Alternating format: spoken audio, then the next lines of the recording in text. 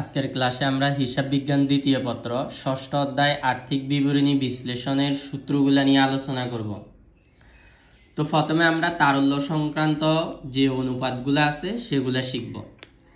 চলতি অনুপাত বের করার সূত্র হচ্ছে চলতি সম্পদ ডিভাইডেড বাই চলতি দায়, এটার আদর্শ মান 2:1। 2 নম্বর সূত্র হচ্ছে তরল অনুপাত, তড়িৎ অনুপাত, দ্রুত অনুপাত, অগ্নি পরীক্ষা অনুপাত, এগুলা সব একই জিনিস। অনেক সময় প্রশ্নে তরল অনুপাত নামে থাকতে পারে, তড়িৎ অনুপাত, দ্রুত অনুপাত, অগ্নি পরীক্ষা অনুপাত নামেও থাকতে পারে। তো এটার সূত্র হচ্ছে তরল সম্পদ ডিভাইডেড বাই তরল দায়। আরও একটা সূত্র আছে তরল সম্পদ ডিভাইডেড বাই চলতি দায়। প্রথম সূত্রটা হচ্ছে সনাতন পদ্ধতির সূত্র, দ্বিতীয় সূত্রটা হচ্ছে আধুনিক পদ্ধতির সূত্র। তো এখানে তোমরা সবসময় আধুনিক পদ্ধতির সূত্রটাই ব্যবহার করার চেষ্টা করবা, এমনিতেই যে কোনো একটা সূত্র ব্যবহার করলেই হবে, কোনো সমস্যা নাই।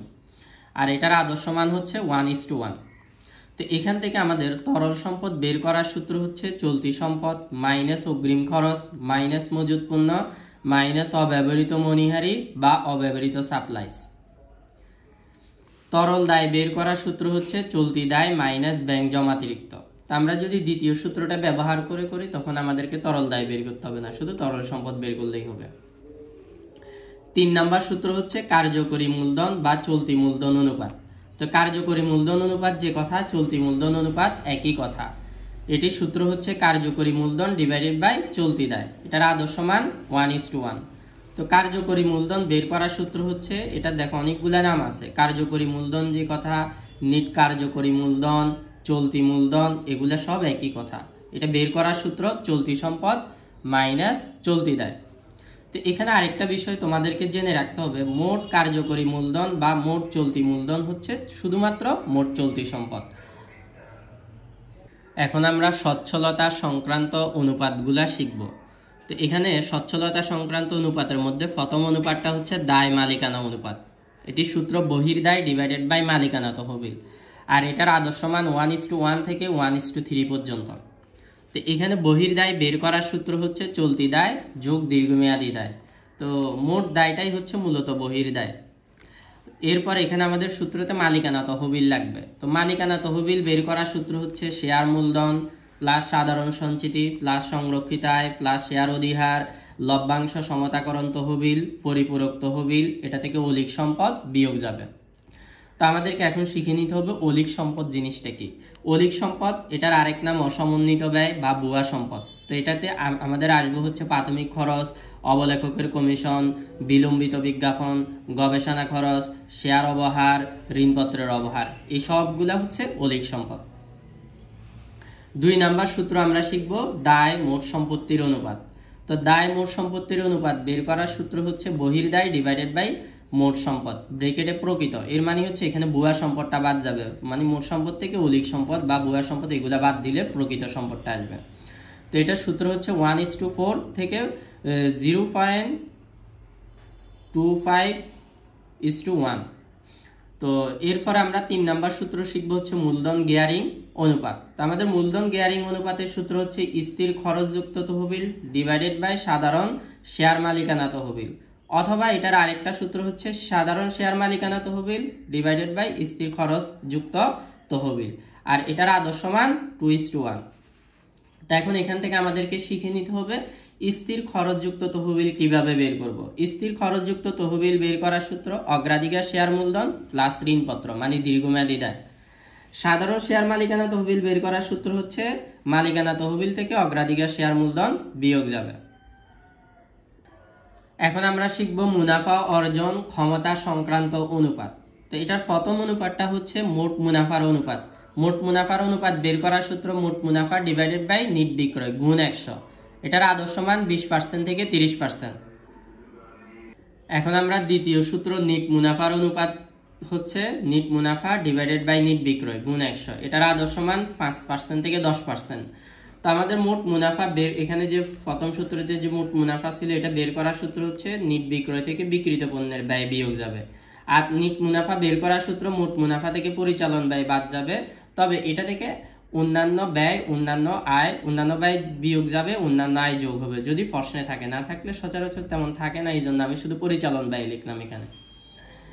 3 নাম্বার সূত্র হচ্ছে পরিচালন মুনাফা অনুপাত। এটা সূত্র পরিচালন মুনাফা ডিভাইডেড বাই নিট বিক্রয় গুণ 100। এটার আদর্শ মান 15% থেকে 18%। 4 নাম্বার সূত্র হচ্ছে বিনিয়োজিত মূলধনের উপর আয় অনুপাত। এটা সূত্র হচ্ছে সুদ ও কর পূর্ব বা কর পরবর্তী নিট মুনাফা নিচে হচ্ছে বিনিয়োজিত মূলধন গুণ 100, আদর্শ মান 10% থেকে 15%। তো এখান থেকে আমাদেরকে শিখে নিতে হবে বিনিয়োজিত মূলধন বের করার সূত্রটা।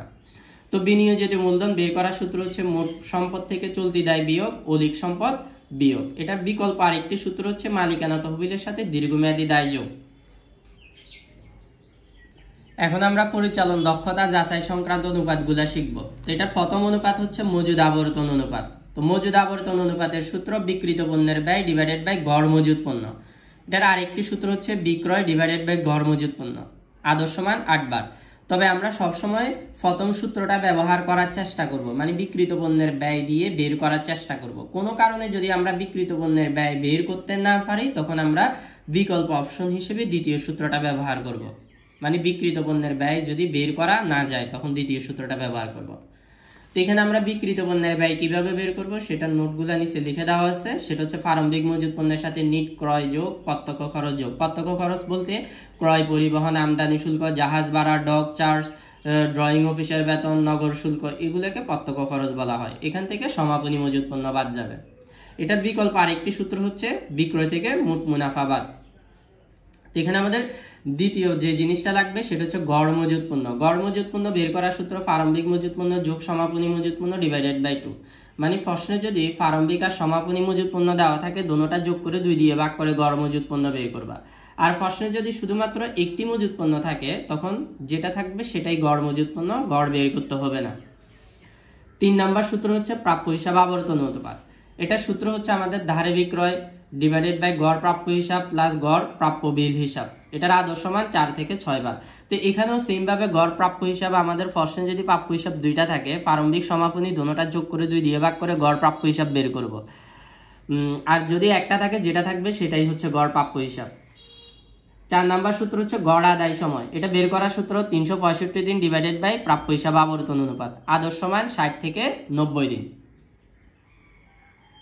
এখন আমরা 4 নাম্বার সূত্রটা হচ্ছে প্রদেয় হিসাব আবর্তন অনুপাত। এটা সূত্র ধারে বিক্রয় ডিভাইডেড বাই গড় প্রদেয় হিসাব প্লাস গড় প্রদেয় বিল হিসাব, আদর্শ মান 6 থেকে 8 বার। এখানেও সেম ভাবে গড় প্রদেয় হিসাব প্রশ্নে যদি প্রদেয় হিসাব দুইটা থাকে প্রারম্ভিক আর সমাপনী যোগ করে 2 দিয়ে ভাগ, একটা থাকলে যেটা থাকবে সেটাই গড় প্রদেয় হিসাব। 5 নাম্বার সূত্র হচ্ছে গড় পরিশোধ সময়। এটা সূত্র 365 দিন ডিভাইডেড বাই প্রদেয় হিসাব আবর্তন অনুপাত, আদর্শ মান 30 থেকে 60 দিন।